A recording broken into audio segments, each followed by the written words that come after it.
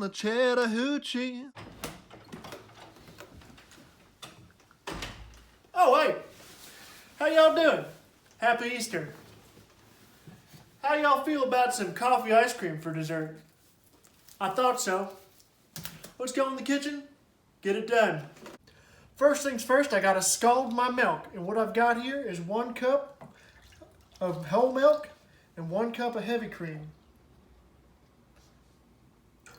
Just gonna bring that up over medium-high heat on the stove. Whoa, doggy, and that's all you really need. There's a scientific reason for doing that, but I can't remember what it is. You'll have to ask Alton Brown.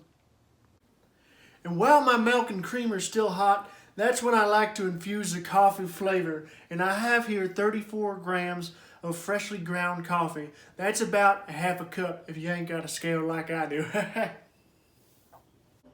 Give that a good stir, cover it up, let it hang out for about 10 minutes. Taste the cream base, see if it's got a nice coffee flavor. If it needs to go for a few more minutes, let it do it. Just a reminder, this part of the show is brought to you by baking soda and vinegar.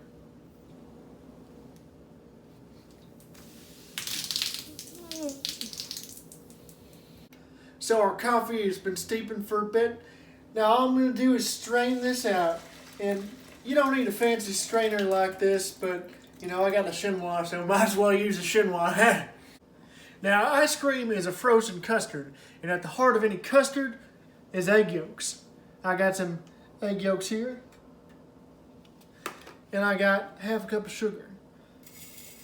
I'm using the natural sugar because I like the flavor of it. And I'm just going to whisk that together until it's nice and smooth before I incorporate my milk and cream.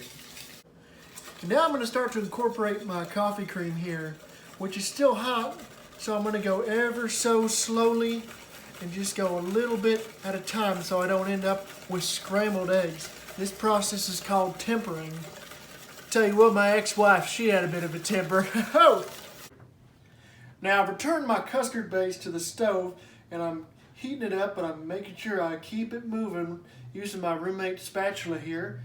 Alright, and you just want to bring that up to about 170 degrees or until you can draw your finger across the spatula and it has a nice thick consistency, and I'll show you what that looks like. But keep it moving. You don't want scrambled eggs.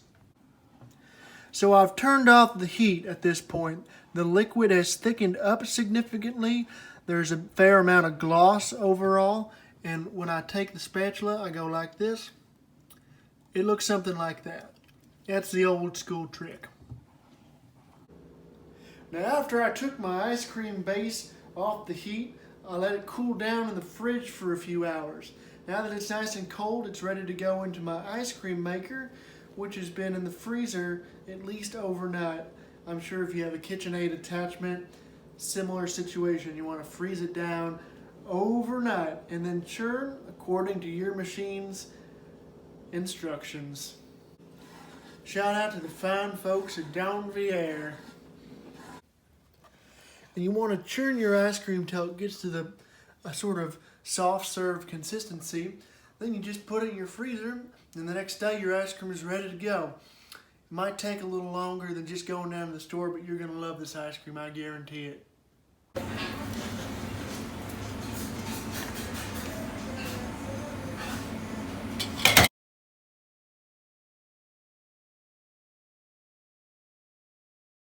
My tears gone cold, I'm wondering why I'm out of bed now.